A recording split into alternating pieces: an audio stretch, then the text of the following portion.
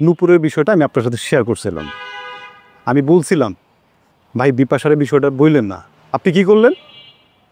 বিপ্লব বাইরে গিয়ে বলে দিলেন। এটা এটা কি হইল? এখন বিপ্লব ভাই আমার কি বলছে, আমার দিকে তাকান ভাই। আমারে বলছে বাসা থেকে বাইর করে দেবো। সামনে আমার পরীক্ষা, আমি কি করবো? আমার বাসা থেকে বাইরে যেতে দেবো।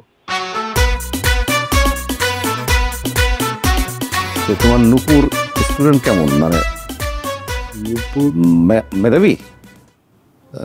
স্টুডেন্ট হিসেবে মেধাবী কিনা বলতে পারবো না, তবে পরিশ্রম করলেও ভালো করবে। এখন ভালো করছে, আগে ভালো করতো না, ঝামেলা করতো, এখন ঠিকঠাক। চেহারা ভালো? এর সাথে চেহারার কি সম্পর্ক ভাইয়া? শুনলাম যে হ্যাঁ ভালোই তো, সবাই তো, পৃথিবীর সবাই সুন্দর। তিনি সবাই সুন্দর।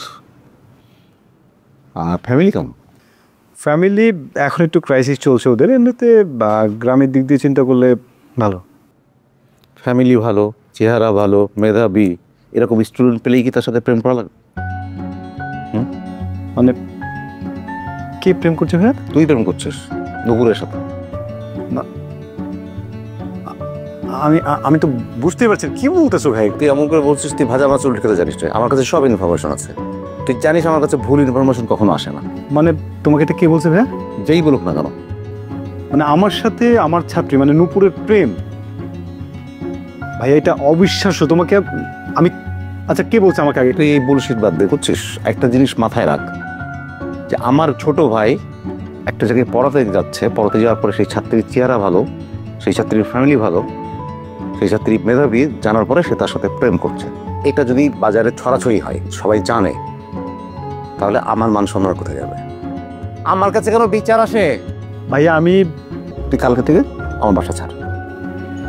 মানে তুমি আমার কথা শুনবে না? আমার মানে বাসা আমার শোনা সব শেষ, আমি নতুন করে কিছু শুনতে চাই না। ভাইয়া তুমি আসল কোনো ঘটনার দরকার নেই আবার।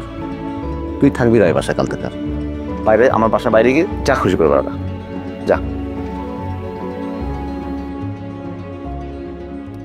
এই শাওন ভাই, শাওন ভাই, এটা আপনি কি করলেন? কি করছি? নূপুরের বিষয়টা আমি আপনার সাথে শেয়ার করছিলাম।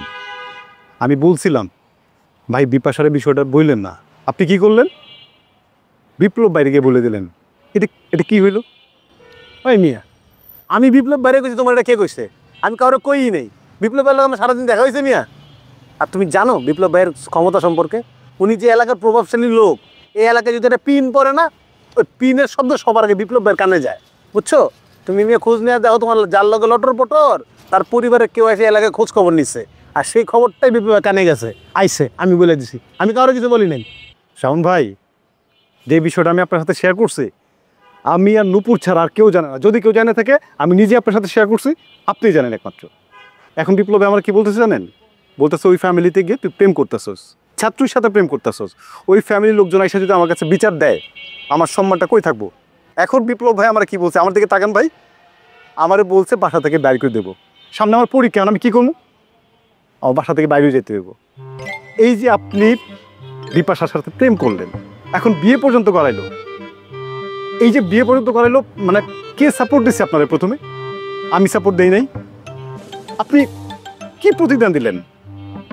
একটা ভালো কাজের প্রতিদান এটা হইতে পারে? আসলে হয়েছে কি শাওন ভাই, সোসাইটিটা না এরকম, কেউ কারো ভালো দেখতে পারে না। আমি আপনার উপকার করলাম, আপনি নিজের হাতে আমার অপকার করলেন। আমার সামনে পরীক্ষা, বাসা থেকে আমার বাইরেও যেতে হইব। কারণ আমি কি করবো আমি নিজেও জানি না। ঠিক আছে, যা হওয়ার তো হইবই। আমি বাসা থেকে চলে যেতেছি। আপনি ভালো থাকেন ভাই, সুখে শান্তিতে থাকেন।